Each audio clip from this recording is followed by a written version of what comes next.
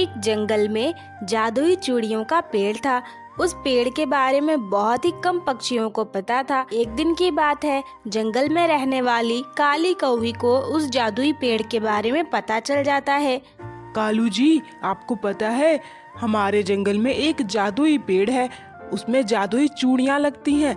अगर हम उन चूड़ियों को तोड़कर बाजार में बेचें तो हमारी अच्छी खासी कमाई हो जाएगी। और चूड़ियाँ जादुई हैं तो जो भी उन्हें पहनेगा वो सुंदर हो जाएगा।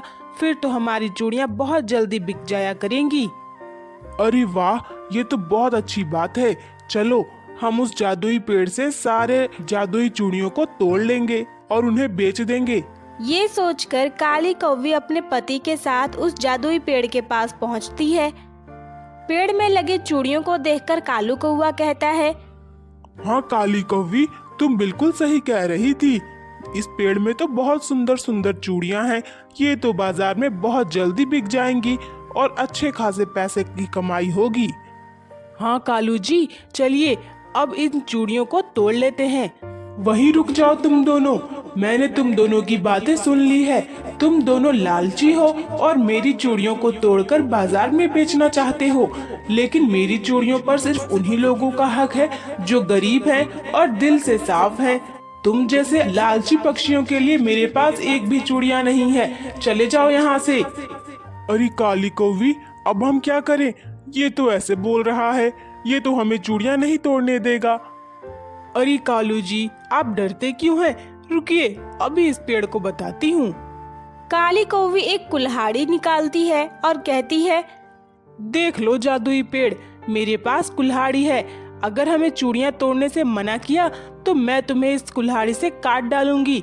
फिर तुम मर जाओगे, किसी काम के नहीं रहोगे। ये देखकर पेड़ डर जाता है और कुछ भी नहीं कहता।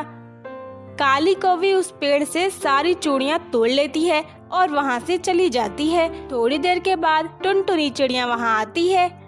जादुई चूड़ियों के पेड़, मुझे चूड़ियों का एक सेट दे दो। मुझे अपनी बेटी के लिए चाहिए। मैं बहुत गरीब हूँ, मेरी मदद करो। मैं तुम्हारी मदद जरूर करता टुनटुनी, लेकिन अभी मेरे पास एक भी चूड़ी नहीं है। कुछ समय के बाद बहुत सारी चूड़ियां लग जाएंगी, तब तुम आकर ले जाना। अभी मैं तुम्हारी कोई मदद नहीं कर सकता। इसके बाद टुनटुनी चिड़िया उदास होकर वहाँ से चली जाती है। कुछ समय के बाद जादुई पेड़ पर फिर से बहुत सारी चूड़ियाँ लग जाती हैं। काली कौवी और उसका पति कालू कौवा फिर से चूड़ियाँ तोड़कर ले जाते हैं और बाजार में बेचकर बहुत सारे पैसे कमाने लगते हैं। इस वजह से अब चूड़ियों का पेड़ उदास रहने लगा था। मैं कितना असहाय महसूस कर रहा हूँ। मैं किसी की मदद नहीं कर पा रहा।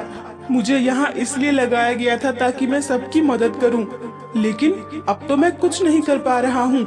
कालू कौवा और काली कौवी मिलकर मेरा फायदा उठा रहे हैं। मुझे कुछ तो करना होगा।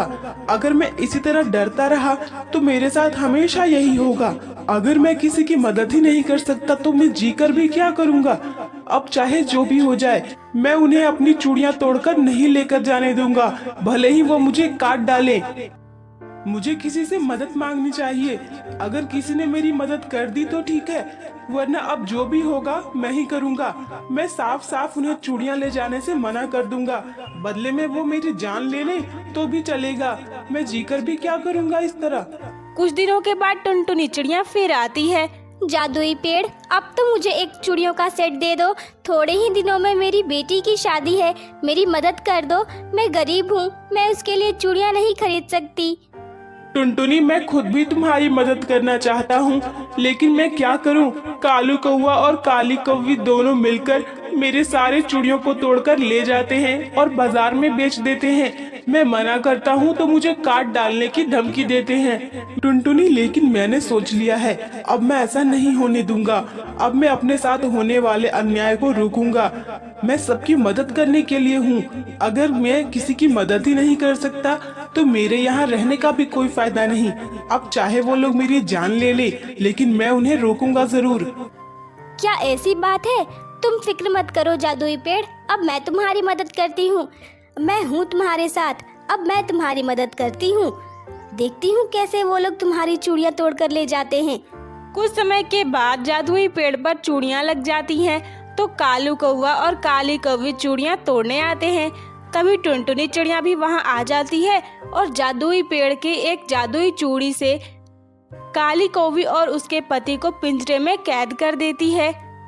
अब से तुम लोग यहीं पिंजरे में कैद रहोगे, ताकि यहाँ कोई भी पंछी जब आएगा चूड़ी तोड़ने तो तुम्हारी हालत देखकर समझ जाएगा कि उन्हें क्या नहीं करना चाहिए। अगर किसी ने भी लालच किया तो सबके साथ यही होगा।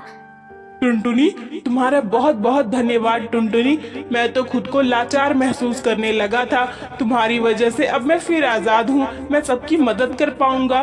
तुम्हारा बहुत बहुत धन्यवाद। ये लो, तुम्हारी बेटी के लिए एक बहुत ही प्यारा चूड़ियों का सेट। ये उसे पहनाना, वो बहुत सुंदर लगेगी।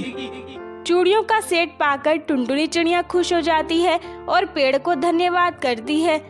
इस तरह कालू कौवा और काली कौवी को अपने किए की सजा मिल जाती है और जादुई पेड़ फिर से सबकी मदद करने लगता है।